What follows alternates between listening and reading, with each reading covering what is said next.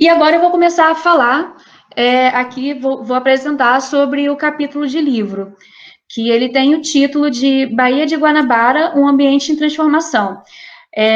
E o meu capítulo, o nome do meu capítulo de livro é Histórico da Contaminação por Metais Traços na Ictiofauna da Baía de Guanabara. Como eu mencionei antes, né, o ambiente costeiro, em todo o mundo, ele é um ambiente que recebe carga das atividades antrópicas, tanto industriais quanto tanto efluentes domésticos. Então, ele vem recebendo essa carga ao longo dos anos aí, e isso vem causando diferentes consequências ambientais. Como nós podemos ver aqui nessas fotos, ambientes diferentes e tipos de impactos diferentes também, né? E não é diferente na Baía de Guanabara. Todos nós aqui trabalhamos na Baía de Guanabara, então nós podemos ver, né, no nosso dia a dia de trabalho, nas coletas, as surpresas da Baía de Guanabara, tanto aí de lançamento de esgoto, quanto lixo de diferentes categorias, vazamento de óleo, peixes que aparecem mortos devido a diferentes fatores, que pode ser redução do oxigênio dissolvido, ou até mesmo uma substância, um contaminante, né, que causam esses eventos. E cerca de 90% de todo efluente nos países em desenvolvimento, eles são descartados no ambiente costeiro, sem nenhum tipo de tratamento. E geralmente esses efluentes, eles são ricos em diferentes eles são ricos em diferentes substâncias tóxicas, incluindo os metais, e dependendo de suas propriedades físico-químicas, eles podem causar danos à saúde humana e ao equilíbrio do ecossistema. Dentro desses metais, nós temos aí três metais e um semimetal que fazem parte dos 10 contaminantes, das 10 substâncias, né, mais tóxicas no mundo para a saúde humana, de acordo com a Organização Mundial da Saúde, que é o mercúrio, o chumbo, o cádmio e o arsênio. E devido a esse fato, esses 4 artigos, eles são foco tanto da minha tese quanto desse capítulo de livro, principalmente devido aos seus efeitos tóxicos para os organismos vivos. E aqui, eu fiz esse mapinha, me desculpem se ele está um pouco confuso, mas eu fiz esse mapinha aqui mostrando as principais fontes de poluição aqui da Baía de Guanabara, né, que é um ambiente que, historicamente, ele vem recebendo rejeitos industriais e domésticos de toda a atividade que ocorre ao seu redor, apresenta uma alta taxa populacional aqui ao redor da Baía de Guanabara, né, e aqui nesse gráfico a gente consegue ver uma contribuição de essas bandeirinhas brancas dentro da bolinha vermelha, elas estão marcando a presença de vazadouros. Essa área aqui destacada de cinza, ela representa o limite do complexo petroquímico do Rio de Janeiro, e todas essas bolinhas brancas, elas estão representando áreas contaminadas e reabilitadas do Rio de Janeiro. Então a gente consegue ver que já tivemos uma grande quantidade de áreas contaminadas. Temos localizado aqui na área da Baía de Guanabara 2 portos, né, aqui o Porto do Rio de Janeiro e aqui o porto que fica aqui na área de Niterói. E eu acredito que está um pouco ruim de ver, mas esses marcadorzinhos vermelhos, deixa eu ver se eu consigo, aqui, esses marcadorzinhos aqui vermelhos, eles representam indústrias localizadas ao redor da Baía de Guanabara, né? Então, a gente consegue ver aí uma grande densidade, uma grande concentração de indústrias ao redor da Baía de Guanabara. E também temos aqui o índice da qualidade da água, né, que a gente consegue ver que nessa região aqui, nós temos o índice considerado muito ruim, E o índice considerado bom, a gente vê praticamente só aqui na boca da Baía de Guanabara, na região externa, e temos aqui alguns pontinhos na área da APA. Além disso, né, como eu mencionei, cerca de 75% do esgoto doméstico ele é lançado na Bahia e cerca de 25% de rejeitos industriais. Alguns estudos na literatura, eles mostram que os setores noroeste e oeste da Bahia, eles apresentam circulação restrita e maior aporte de material orgânico. E como eu mencionei, essa bandeirinha aqui branca e vermelha, elas representam vazadouros, e isso é uma grande influência de contaminação da Baía de Guanabara, como, por exemplo, aqui, o INEA, lá em 1990, ele menciona que o lixão, que o antigo lixão de Gramacho, né, que hoje é o atual aterro controlado, ele já descartava descartava já cerca de 800 metros cúbicos por dia de chorume para a Baía de Guanabara, com uma carga orgânica de 4 toneladas por dia, equivalente à contribuição de uma população de 75 mil habitantes. Na Baía de Guanabara, um dos trabalhos pioneiros sobre a contaminação, ele foi realizado entre 76 e 79 por Pfeffer. Não sei se eu falei o nome dele certo, porque eu nunca consigo falar o nome dele certo, abordando a concentração de cromo na água, no material particulado, no sedimento e na biota do rio Irajá. Posteriormente, diversos estudos eles foram realizados utilizando diferentes metodologias e índices de qualidade ambiental, avaliando não só a biota, mas também o sedimento, a qualidade da água, material particulado, e por aí vai.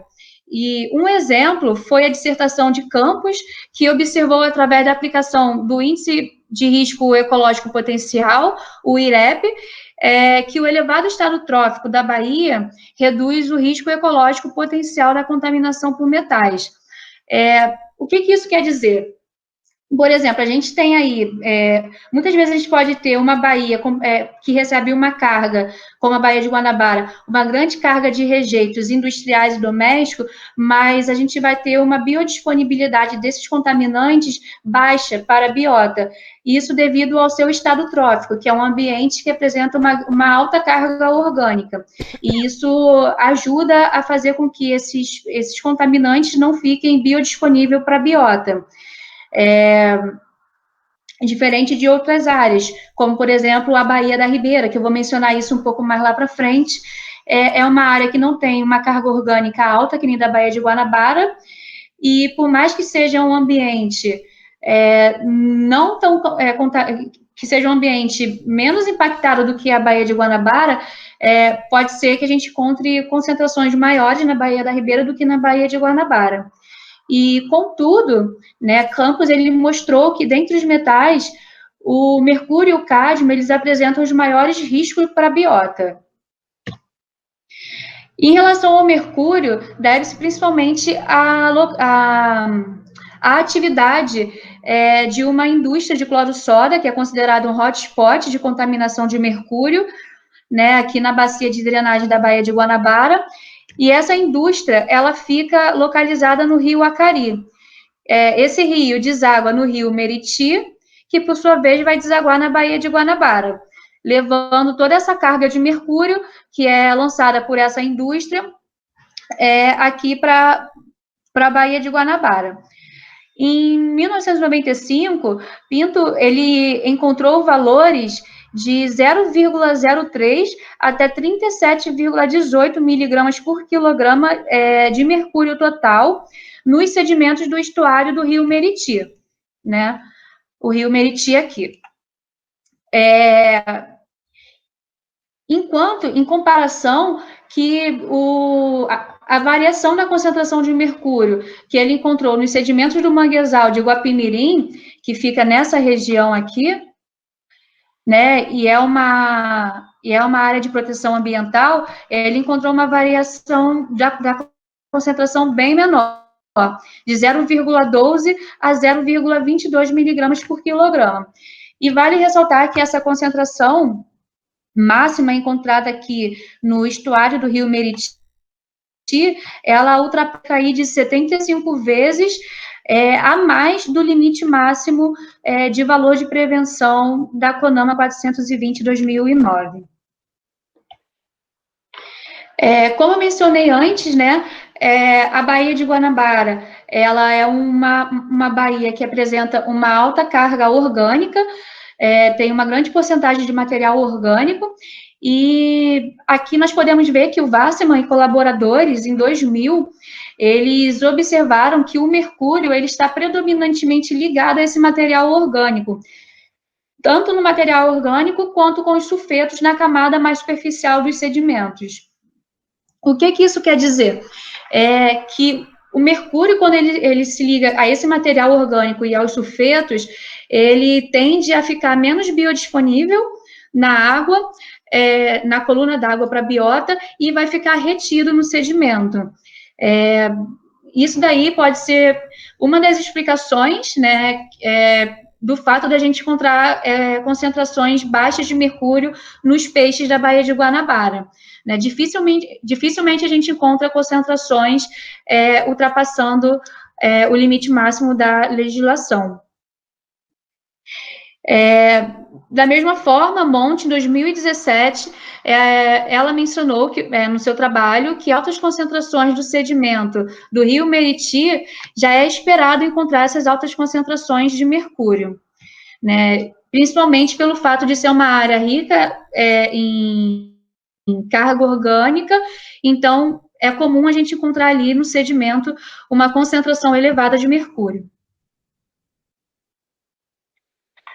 Então, o papel da matéria orgânica na complexização deste metal, ela mostra ser bastante relevante, né? E além disso, como eu mencionei antes, que o mercúrio ele vai estar ligado ao material orgânico e aos sulfetos, Machado e colaboradores, em 2004, eles sugeriram que os sulfetos ácidos voláteis, o AVS, eles exercem um papel importante também na retenção de metais na parte oeste da Baía de Guanabara, e que o potencial de retenção é muito alto. Então, nós temos aí tanto a matéria orgânica quanto os sulfetos ácidos voláteis sendo importantes, apresentando importante papel na retenção do mercúrio no sedimento. Aqui eu vou mostrar para vocês um estudo feito por Cordeiro e colaboradores em 2005, que mostra o padrão de distribuição das concentrações de metais na Baía de Guanabara. E na maioria das vezes a gente encontra as maiores concentrações na parte interna, né? Aqui nesses gráficos eu peço para vocês desconsiderarem esses gráficozinhos de pizza, né? Porque ele fez um gráfico aqui, tanto mostrando essa variação de cor, não sei se vocês estão conseguindo ver ao certo, aqui na Baía de Guanabara, e botou esses gráficos de pizza que ele mostra a predominância da fração do metal, né? Mas a gente consegue ver nessa variação de cor mais escura, que é onde nós temos as concentrações mais altas dos metais, e a maioria das vezes elas se encontram ali na região do fundão, né, na parte mais interna da Baía de Guanabara, tanto para zinco, níquel, cobre. Aí aqui nós também temos outros metais, alumínio, ferro, vanádio, e para o arsênio, chumbo, mercúrio e o cádmio, né? E esses metais que eu acabei de falar, o arsênio, chumbo, mercúrio e cádmio, eles estão principalmente na sua fase fortemente ligada. Ou seja, eles apresentam baixa biodisponibilidade para a biota. Já o cádmio não, o cádmio ele já apresenta um outro cenário. Nesse estudo, o Cordeiro e os colaboradores, eles mostraram que o percentual do cádmio, que o maior percentual do cádmio está na fração potencialmente biodisponível no sedimento, como a gente consegue ver nesse gráfico.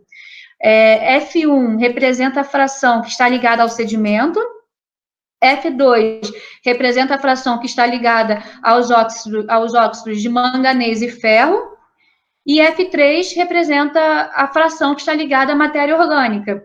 Então, aqui a gente consegue ver que o cádmio está principalmente ligado ao sedimento, podendo apresentar aí um maior potencial de biodisponibilidade.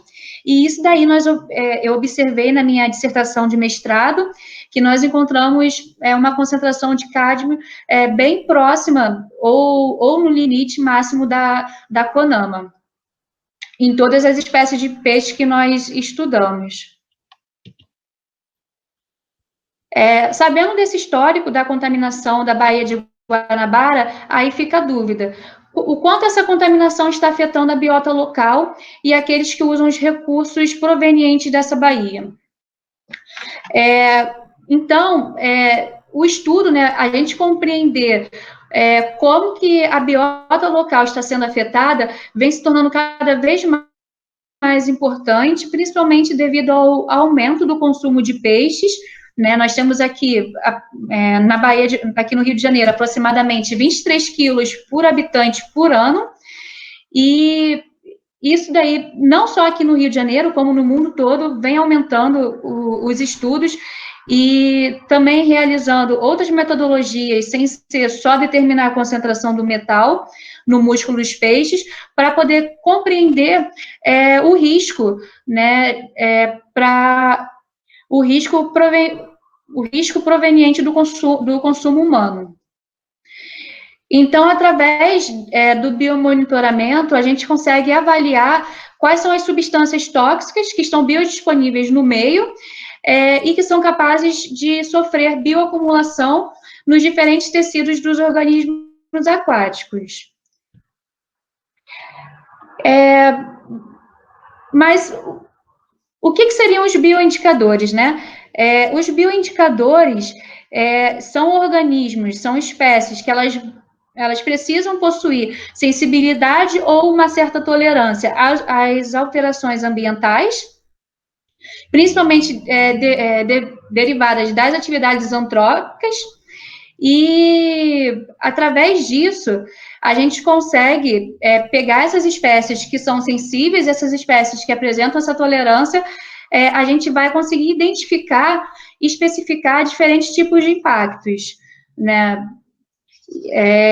E para cá, os peixes, eles são importantes bioindicadores no ambiente marinho, porque eles conseguem responder de diferentes formas, e isso de acordo com a espécie.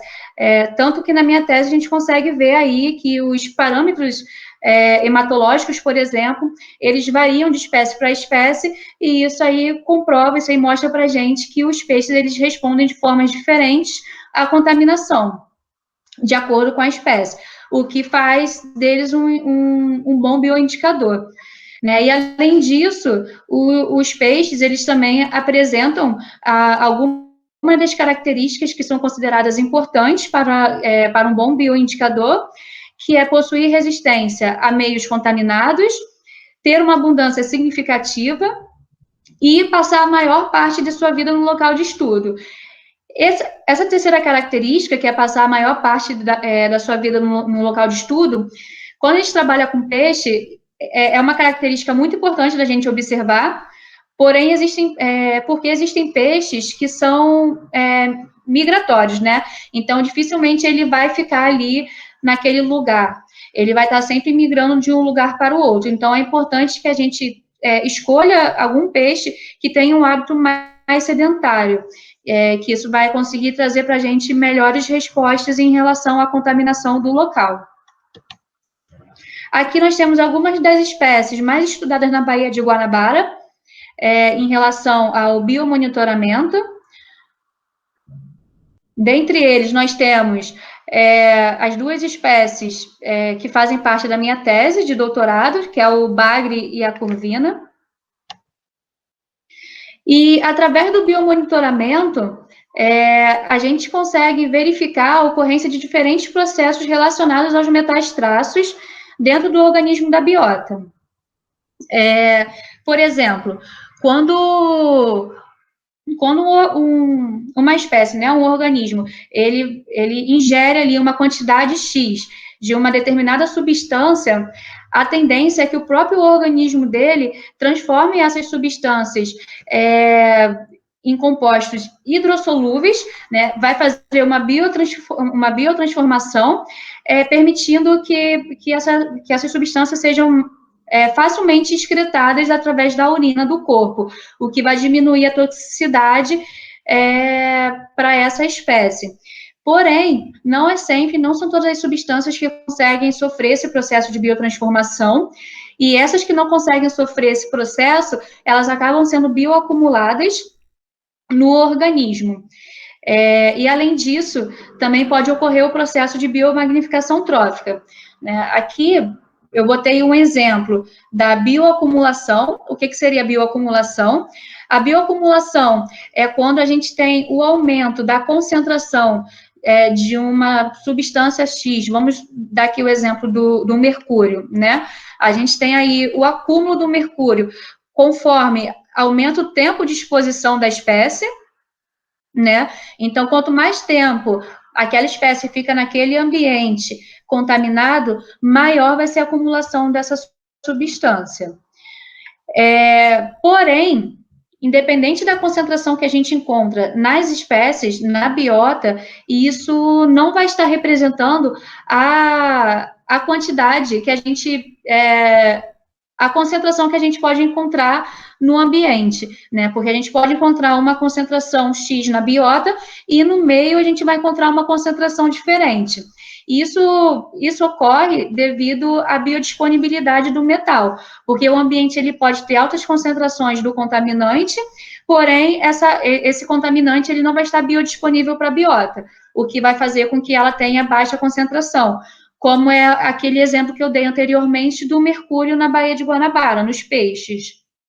A gente sabe que a gente tem altas concentrações, a gente tem concentrações altas de mercúrio e outros contaminantes nos sedimentos da Baía de Guanabara, e quando a gente analisa o peixe, a gente já vê um cenário um pouco diferente, a gente não vai encontrar concentrações tão elevadas.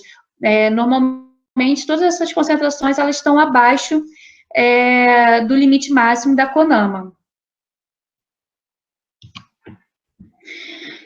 Diferentes estudos, eles apontam altas concentrações de metais em peixes, né, o que corrobora aí com o que eu mencionei anteriormente do peixe ser um bom bioindicador ambiental, referente à contaminação dos metais.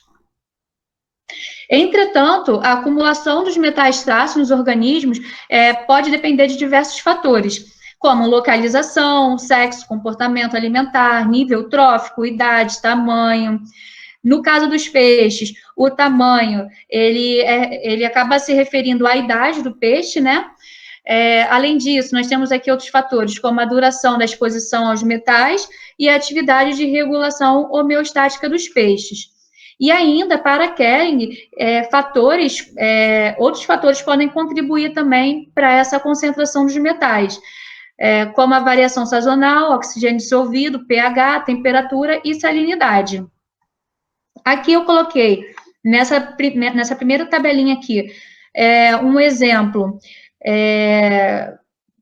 desse estudo da Kering, de 1998, onde ela mostra diferentes concentrações de mercúrio em locais diferentes, como Baía de Guanabara, Baía de Sepetiba, Ilha Grande e lá na Lagoa de Conceição, a gente consegue ver aqui concentração de mercúrio diferente, o que mostra, né, aquilo que eu mencionei ali em cima, que o fator localização pode estar influencia também na concentração desse metal no peixe. Nesse caso aqui, ela estudou Micropogonias furnieri, que é a curvina. E aqui nessa outra tabela, já é uma tabela referente a um artigo publicado pela Ana, né, Rodrigues e colaboradores, em 2010, que foi feita uma comparação, né, um estudo de bioacumulação do mercúrio em peixes, em espécies da Baía da Ribeira e em espécies da Baía de Guanabara. Dentre esses peixes, nós temos aqui o Genides genides e Micropogonias furnieri, tanto na Baía da Ribeira, tanto na Baía de Guanabara, que também são as mesmas espécies que fazem parte da minha tese. E a gente consegue ver que existe essa diferença da concentração tanto em relação à área, né, Baía da Ribeira e Baía de Guanabara.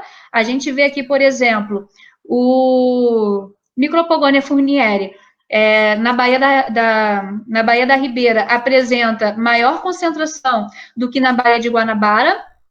Não sei se vocês lembram que antes eu falei sobre o fato da Baía de Guanabara ser rica em matéria orgânica, e isso aí ajudar a reter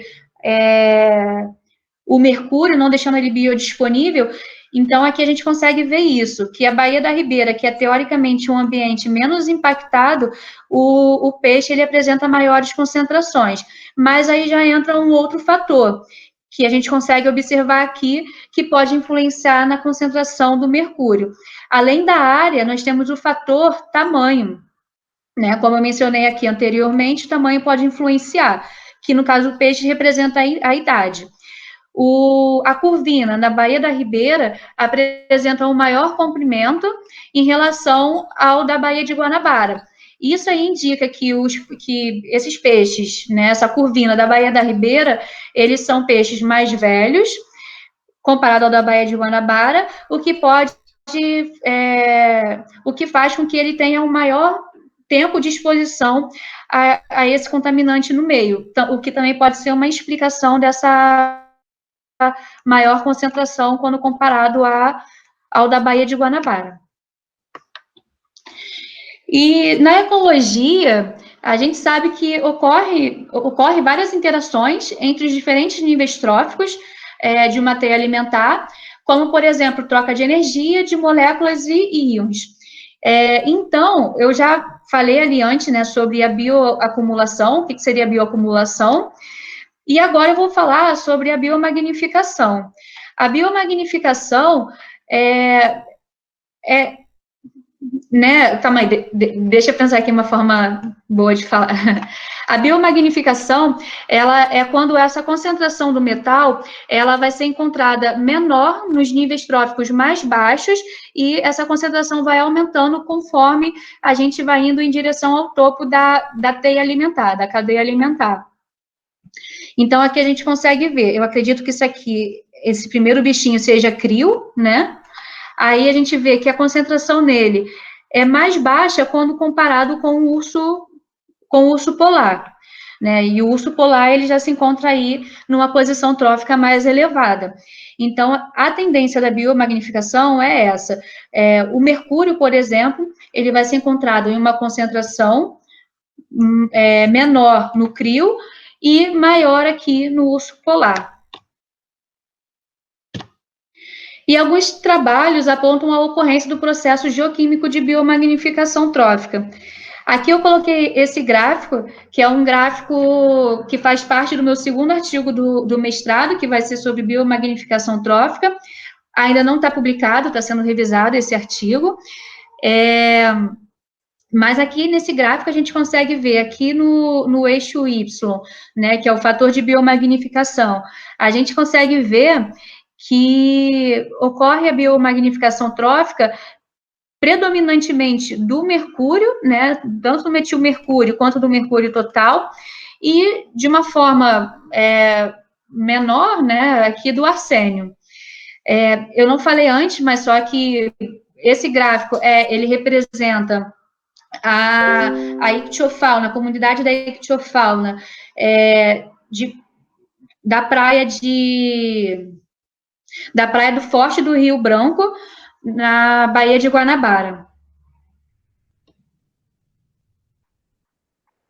Em relação à toxicidade dos metais, a grande maioria deles apresentam alto potencial tóxico para a biota. Eu já mostrei essa imagem antes aqui para vocês, né? Que é ali da Organização Mundial da Saúde, onde mostra as 10 substâncias mais tóxicas. Dentro dela, nós temos esses metais e o semimetal arsênio. E aqui do lado, tem o limite máximo, de acordo com antes eu falei CONAMA, mas eu confundi, a Anvisa. De acordo com a Anvisa, o limite máximo que a gente pode encontrar, né, nos peixes referente a esses metais, arsênio, o cádmio, o chumbo e o mercúrio. O mercúrio tem essa diferença para espécies de peixes que são predadores, a gente pode encontrar 1 miligrama por quilograma, e as espécies de peixes que não são predadoras, 0,5 miligramas por quilograma. Bom, em relação à toxicidade dos metais, nós sabemos que existem aqueles metais que são essenciais, né? Eles apresentam, eles fazem parte de diferentes atividades metabólicas nos organismos vivos, como o zinco, o ferro, e por aí vai. E temos aqueles outros que não são essenciais, né? Como o mercúrio, o arsênio, o cádmio. Eles são metais que não apresentam nenhuma função metabólica.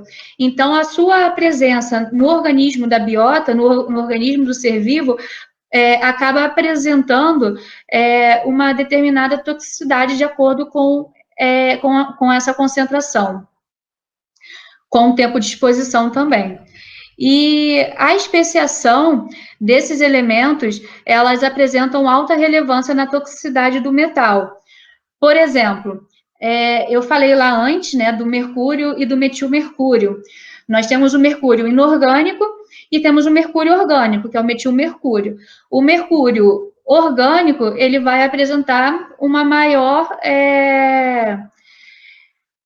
toxicidade quando comparado ao mercúrio inorgânico. Então, isso é um dos pontos relevantes para todos os estudos atuais sobre contaminação por metais, né? Não é só a gente determinar a concentração do metal no músculo ou em outros órgãos, é a gente também entender a especiação, a gente determinar a concentração das diferentes espécies desses contaminantes, principalmente as espécies mais tóxicas, para a gente determinar possíveis efeitos tóxicos, né, para a gente entender a toxicidade desse elemento para o organismo vivo. Aqui tem alguns efeitos referentes ao mercúrio, chumbo, cádmio e o arsênio, né? Isso aqui é em relação à saúde humana. O mercúrio, por exemplo, diferentes efeitos tóxicos, como no sistema nervoso, digestivo e imunológico, nos pulmões, rins, pele e olhos. O chumbo, ele vai afetar múltiplos sistemas corporais, incluindo os sistemas neurológicos, hematológicos, gastrointestinal, cardiovascular e renal. O cádmio, ele exerce efeitos tóxicos sobre o rim, o esqueleto e o sistema respiratório, e é classificado como carcinógeno humano. O arsênio, os efeitos podem demorar anos para poder chegar, inclui lesões na pele, neuropatia periférica, diabetes, doenças cardiovasculares e câncer. Aqui eu coloquei essas imagens, né, onde essa primeira imagem aqui, ela representa um evento de contaminação de mercúrio. Essa segunda imagem, ela representa uma expedição de navio lá em 1850, mais ou menos, onde a tripulação, parte dela morreu e outra parte, ela sofreu devido à contaminação por chumbo através do encanamento do barco. Já essa imagenzinha, ela é para representar um dos efeitos, né, tóxicos da contaminação do cádmio. Como eu falei aqui, o cádmio ele pode ter efeito tóxico no esqueleto. Por que isso? O cádmio ele pode ser trocado pelo cálcio e isso vai causar problemas ali, efeitos tóxicos no esqueleto, podendo desencadear a osteoporose. E aqui já em relação ao arsênio, a contaminação do arsênio, né, que pode causar necrose no pé e lesões na pele.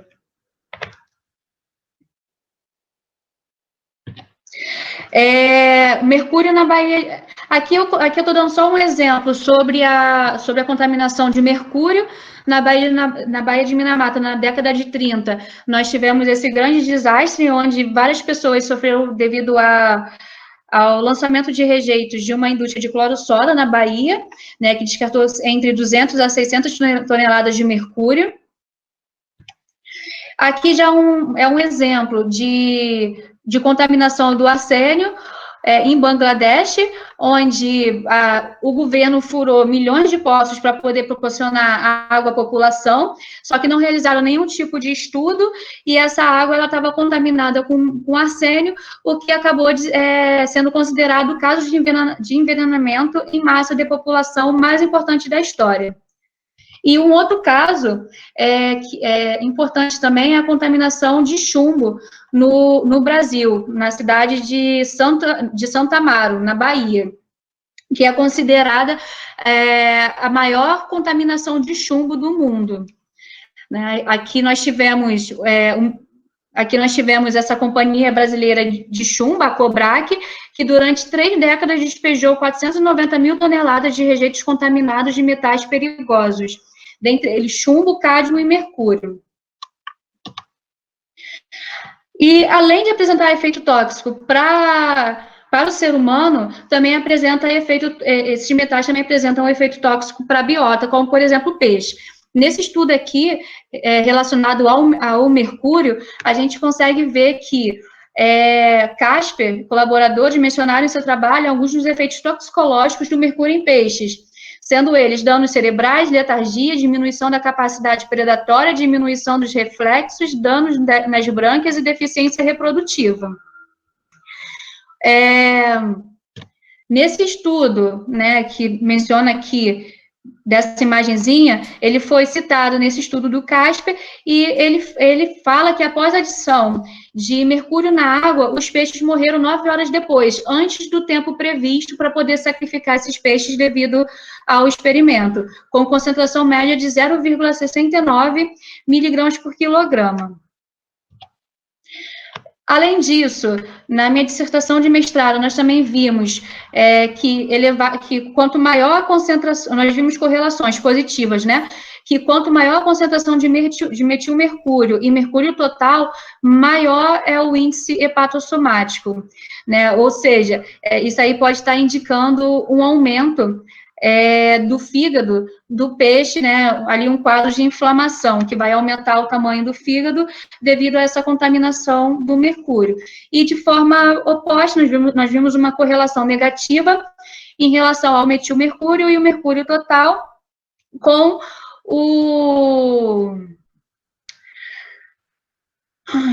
o fator de condição, onde maior concentração desse metal vai diminuir o fator de condição, ou seja, indicando o crescimento alométrico negativo. Os peixes com maior concentração de mercúrio, eles apresentam um aumento de peso, porém, o seu comprimento ele vai aumentar lentamente. Os metais traços, né, que eu falo da Baía de Guanabara, para escrever esse capítulo de livro, nós fizemos um levantamento bibliográfico, né, buscando artigos entre 1997 e 2019, como nós podemos ver aqui nesse primeiro gráfico, mostrando que o maior número de publicações foi 2004, 2005 e 2012, preferencialmente no tecido muscular dos peixes, esses estudos, e também com peixes onívoros e carnívoros, né? Poucos estudos relataram a concentração em peixes herbívoros e predadores de topo. Os peixes mais estudados em relação à bioacumulação de metais na Baía de Guanabara, nesse gráfico a gente consegue ver que...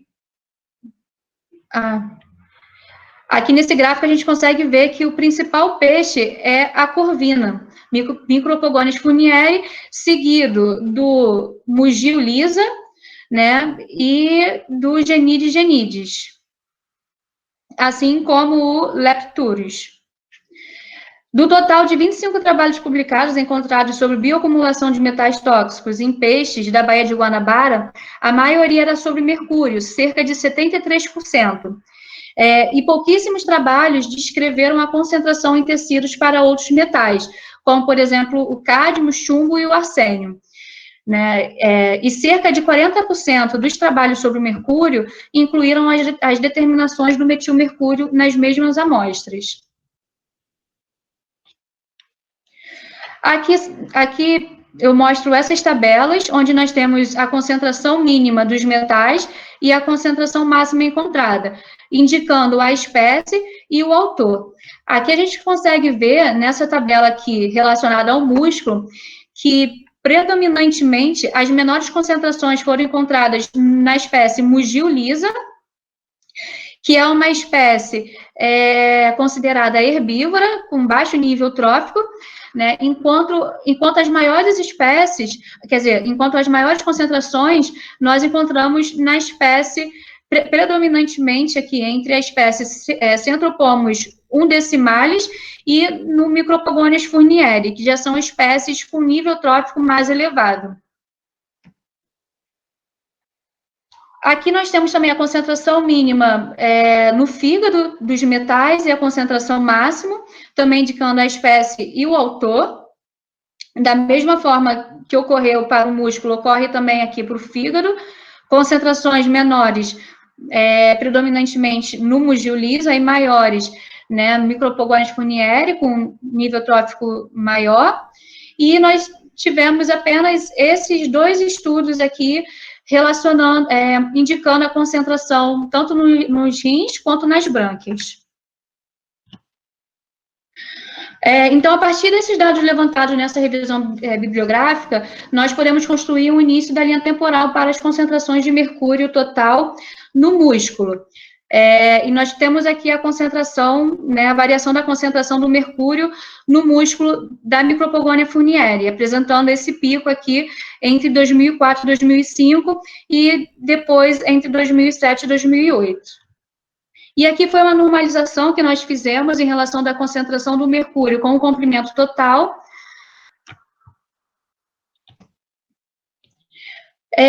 Então, considerações finais, né? Nós observamos um reduzido número de trabalhos sobre ictiofauna na Baía de Guanabara, quando comparado com sedimentos, cerca de 70 artigos, e bivalves, cerca de 40 artigos. Nas décadas passadas, estudos da contaminação por metais em peixes focavam mais em análise da concentração total do metal no músculo.